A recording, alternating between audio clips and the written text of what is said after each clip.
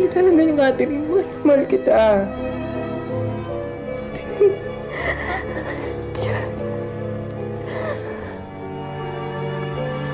Kalimutan na lang natin to. Kalimutan mo na lang ako. Para rin naman to sa ikatatahimik mo. Mas lalo hindi ko matatahimik kung lalayo ka sa akin, Catherine.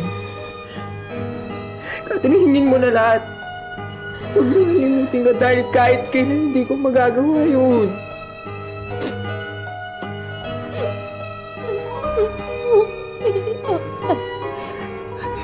Kailangan kita.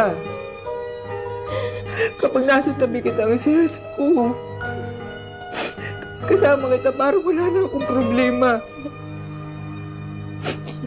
Kapag alam kong mahal mo ako. Charles, please, Charles. Alam mo, nung bata pa ako, Catherine, lagi ko tinatanong sa sarili ko kung bakit ba ako nandito sa mundo. Ano ba silbi ko dito, Catherine? Ang tagal-tagal bago ko malaman ko dito sa group. Gusto mo bang malaman kung ano yung Catherine? Alam mo ba kung bakit, Catherine? Nandito ako para protektahan ka. Nandito ako para walang sundang mawala sa tabi mo. Nandito ako para mahalin ka.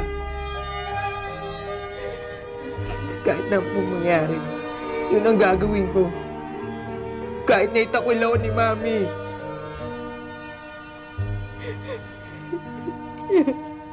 Mahal kita. Kahit na anong mangyari, ayaw marinig na makikipaghiwalay ka sa akin. Catherine, paglalaban natin ang pagmamahala natin kahit anong mangyari. Catherine, mahal na mahal kita. Alik ka nga! Nananakot ka ba? Ha? Ba't ang tingin sa sarili mo? Anong meron ka na wala ako, Aber? Ha? Nasubukan mo na bang tumingin sa salamin, Gina? Subukan mo. Para magising ka sa katotohanan. Masyado ka nang napag-iwanan dun sa pantasya mo eh. Aba! Ang kuting nangangalmot na yata ngayon. Baka nakakalimutan mo. Wala ka. Ganun ka lang. Ako pa rin ang masubang sa'yo. Wala kang binatbat. Dapat siguro mag-ingat ako, no? Pero teka. Sino ba sa ating dalawa ang unti-unti lang nanunuyot? Laos ka na! Hoy, Gina. Sino nagsabi sa'yo na pwede mo ba akong sampalin, ha? May nagsabi ba sa'yo nun, ha? Hoy, Gina, baka akala mo natatakot ako sa'yo. Hindi na, no? Dahil wala ka ng pinanghahawakan sa akin. Sa katunayan, ikaw nga ang dapat matakot sa akin. Hoy, hawakan mo ng mahigpit ang posisyon mo. Dahil baka pati yung agawin ko.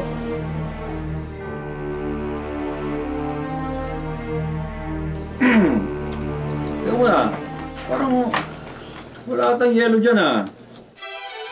Wala kang yelo. Bakit hindi mo utusan yung batang bitbit mo isang araw? Yung ninay ba yun? Diba anak mo yun? Oo nga eh.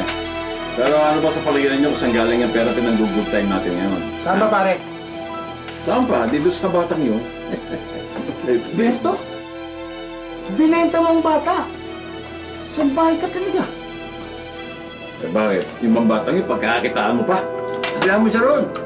Eh, kanina mo naman ibinenta yung anak mo pare. Anak, hindi ko naman kailangan ng ganito karaming pagkain eh. Hindi ko naman ito mauubos. Mamo, kumain ka na. Ngayon nga lang tayo ulit makakain ng masarap eh. Teresa, anak. Alam mo noon pa, ayoko ng ganitong ginagawa mo. Kung ako lang masusunod, ayoko niyan. Ayoko ng ginagawa mo yan. Mamo, pansamantala lang naman to eh. Mahal ko kayo, kaya lahat gagawin ko para maging magaan ang buhay niyo, maging maganda. Tsaka mamo, simula ngayon, hindi na kayo magugutom, hindi na kayo mawawalan ng pambili ng gamot. At wala na rin naaapak sa akin. Tatakot ako, anak. Mamo, Mama, huwag kayong mag-alala. Kaya ko naman yung sarili ko eh. Kaya kong lumaban. Tsaka isa pa, Mamu, alam kong limitasyon ko. Yung mga customer na yun, pinaperahan ko lang naman yun eh. Kaya ko na makipagsabayan ngayon. Huwag niyo akong isipin, Mamu. Hindi naman nila makukuha yung gusto nila eh.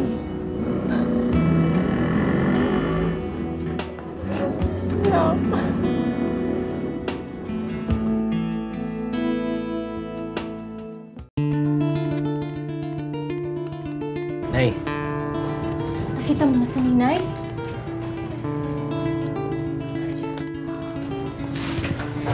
Nay, huwag na kayong iiyak. Hindi naman ako titigil hanggang sa maharap ko si Ninay eh. Araw-araw na pumupunta ka rito na hindi mo siya kasama, sinisisi ko ang sarili ko sa pagkawala ng iyong kapatid. Kung naging mabuti lamang akong ina. Nay naman eh, huwag na tayo magsisiyan. Ikaw ba, Jeboy? Sinisisi mo ba ako sa pagkawala ng iyong kapatid? Tama na, Nay. Magdasal lang tayo na mahat na natin si Ninay kaagad. Ang hirap eh. Kung saan-saan na natin siya hinahanap. Hanggang ngayon, hindi pa rin natin siya nakikita. Nay, alam ko naman na hindi siya papabayaan ng Diyos eh. Pabantayan niya lagi si Ninay. Saan kaya si Ninay?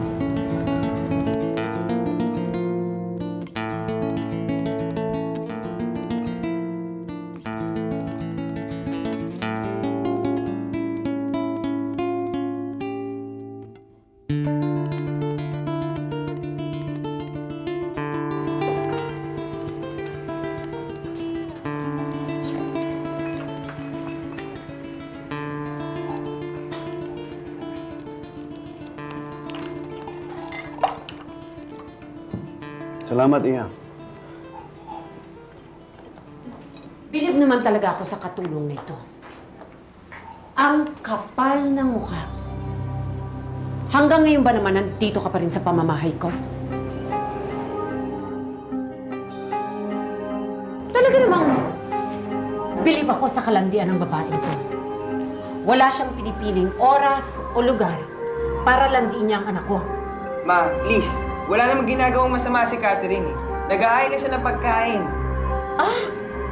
Naghahain ng pagkain? Ano bang hinahain mo sa anak ko bukod sa pagkain? Ang landi-landi mo talaga na hindi ka pa rin umaalis sa pamamahay ko. Beatrice, will you please stop it? Ako ang nag-request kay Catherine Kennedy na huwag umalis. And that's my decision. Oo. Pati pala ang asawa ko ay naakit mo na. Bilib talaga ako sa alindog mo. Masyadong makamandag. Beatrice, stop it! Honey, please, relax. Mahina ang puso mo. Baka mamaya atakin ka sa puso. Hello? Asan? Clarissa. Para sa'yo. Hello? Uy! Papa, kamusta na? Asus! Hindi niya naman ho kailangan tumawag eh. Andito naman ho ako parati, basta kayo available all the time. Ah, sige. I'll see you later. Bye!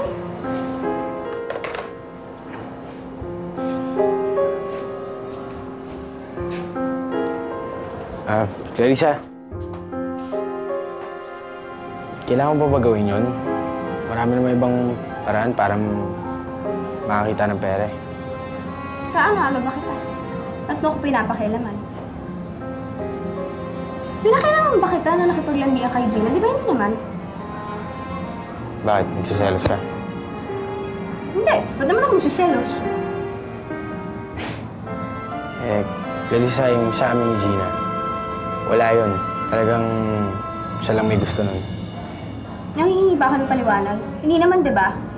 Tsaka yung tungkol naman sa buhay ko, ako na bahala dun. Wala ka namang karapatang pakialaman ako, di ba? Kailan ba ako magkakaroon ng karapatan sa buhay mo? Ako nandito lang naman ako parang maghintay sa'yo eh. Punta na ako kay Mama.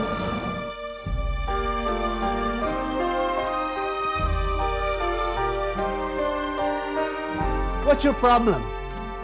Ang aga-aga, si Catherine na naman ang pinag-iinitan mo. Tony, hindi ko na kaya. Hindi ko na kayang makita pang pagmumukha ng gold digger na Catherine na yan. Tama na, Beatrice. Bigyan mo naman ng pagkakataon si Catherine. Hindi mo ako naiintindihan eh. Tuwing nakikita ko ang pagmumukha niya, kumukulo ang dugo ko. Bakit hindi mo pa ba siya palayasin sa pamamahay ko? Eto na naman tayo. Hindi ba sinabi ko na sa'yo noon na malaki ang utang na loob ko kay Miding dahil siya nag-alaga kay Charito? Hindi ko mapapalis ng basta-basta mag-ina. Bakit? Magkano pa ang utang na loob na yon? 5,000? 10,000? Siguro naman sapat na yun, ano? No, Beatrice. Sinabi ko na sa'yo, ako ang bahala sa gulong ito. Pues hayaan mo ako. Let me handle this, okay? Okay! Fine. Pero ito lang ang sinasabi ko sa'yo. There is no way na papabayaan kong tumira ang malanding katulong na yan dito sa pamamahay ko. Habang nandito siya, hindi ako tatahimik. Charles, kaya kita niyaya dito dahil meron tayong pag-uusapan. Tungkol saan? Anak, hindi na ako magpapaligoy-ligoy pa. You know how I feel about Catherine. Mabait siyang bata at gusto ko siya. Tsaka Dad, mabait pa. Pero sometimes, love is not enough reason. Minsan ang pag-ibig na yan ay nakakasakit sa mga taong nasa paligid mo. Kilala ko mami mo. Hindi siya susuko. At kung magiging sintigas din ang ulo mo, paano tayo? Anong sinasabi niyo? Anak, hindi ko akalain na hahantong sa ganito mga pangyayari. Pero kung gusto mong bumalik sa dati ang pamilya mo, ikaw na magsakripisyo. Hiwalayan mo na si Catherine. Hindi ko magagawa yung mahal ko siya. Paano ang pamilya mo? Dad, mahal ko kayo ni Mami. Pero huwag niyo naman akong papiliin eh. We have no choice. Yun at yun din ang kababaksakan nito. Kung gusto mo bumalik sa dati ang pamilya natin, kailangan isakripisyo mo ng pagmamahalan ninyo ni Catherine. Pero bakit, Dad? Bakit kailangan akong masaktan para lang maayos ang lahat? I don't know, anak. I don't have all the reasons. Pero ang bottom line dito is mamili ka. Si Catherine o ang pamilya mo? Dad, matagal ko na nagawa ang desisyon na yan sa sarili ko. Kung papapiliin niyo ako, I'm sorry. Pero si Catherine ang pipiliin ko.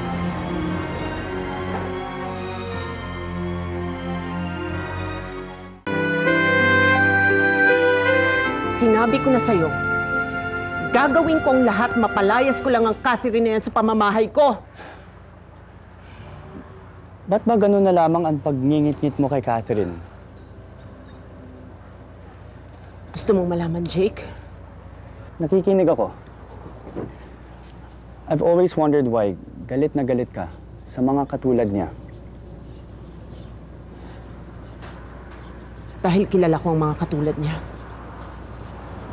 Ang mga taong walang-wala. Ang mga taong gagawin ng lahat maangat lang sila. Kilala ko sila dahil katulad din nila ako. Bata pa lang ako. Alam ko na kung paano maging mahirap, Jake. Ang walang makain, walang matulugan, ang pagtulakan ng mga tao at apakapakan.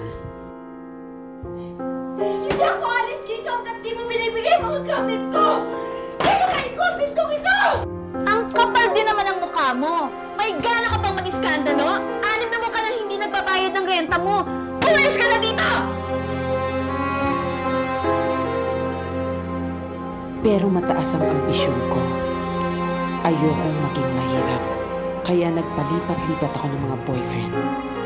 Umaasa akong makakakuha ko ng mayamang magpapakasal sa akin. Hanggat nakilala ko si Tony. Sa unang kita ko pa lang sa kanya, alam ko na siya ang magiging susi ng buhay na inaasam-asam ko. Mula noon, ginawa ko ang lahat para mapaamo ko si Tony. May ibang asawa siya noon. Pero alam kong hindi problema yon. Madali siyang mawawala sa landas ko.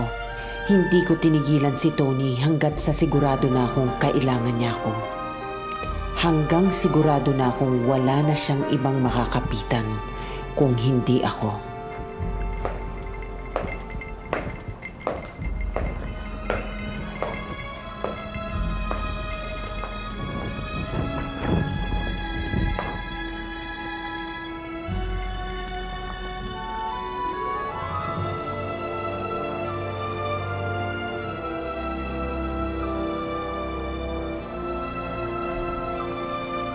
Uliran siyang asawa. Hindi ko man lamang siya naalagaan ng mabuti. Hanggang sa huling sandali. Pangalan ko pa rin ang sinasabi ni Charito.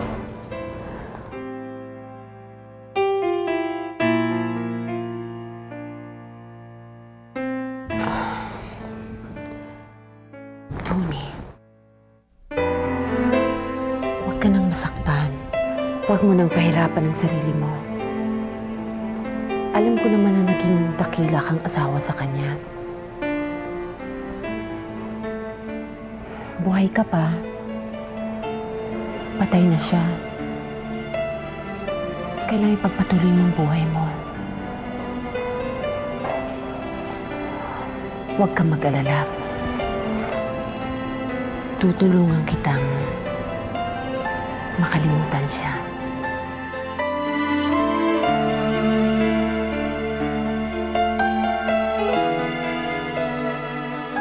Nung pinakasalan ako ni Tony, para akong nagkaroon ng pangalawang buhay. Kinalimutan ko ang lahat ng bagay na magpapaalala sa aking nakaraan. Kahit ako, minsan pinaniniwalaan kong pinanganak akong ganito.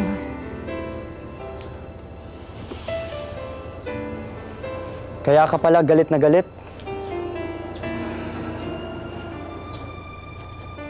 Natatakot kang gawin niya sa anak mo ang ginawa mo kay Tony. Dahil hindi niya ako maloloko. Alam ko kung anong kailangan niya kay Charles. Hindi na babagay ang Catherine na yan sa anak ko. At gagawin ko ang lahat ng paraan matigil ang kalokohang ito. Pwede ka ba mabala? Kasi may darating ako ng mga customer mamaya. Gusto nila yung beer nila lagay na sa lamig. Baka naman pwede mong asikasuhin yun.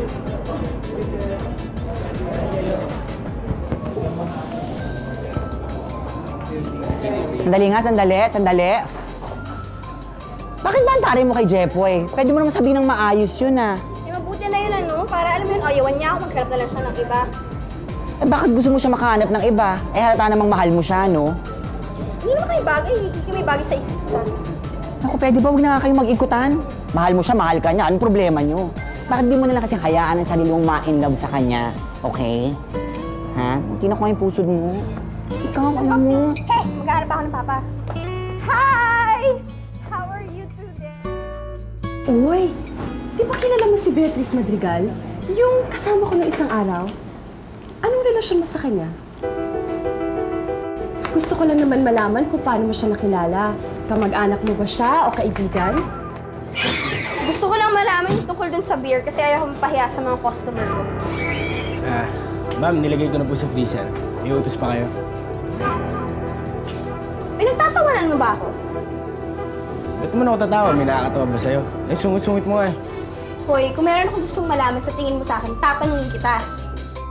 Hindi yung, Hoy, hindi pa ako tapos magsalita, huwag mo akong tatalikuran.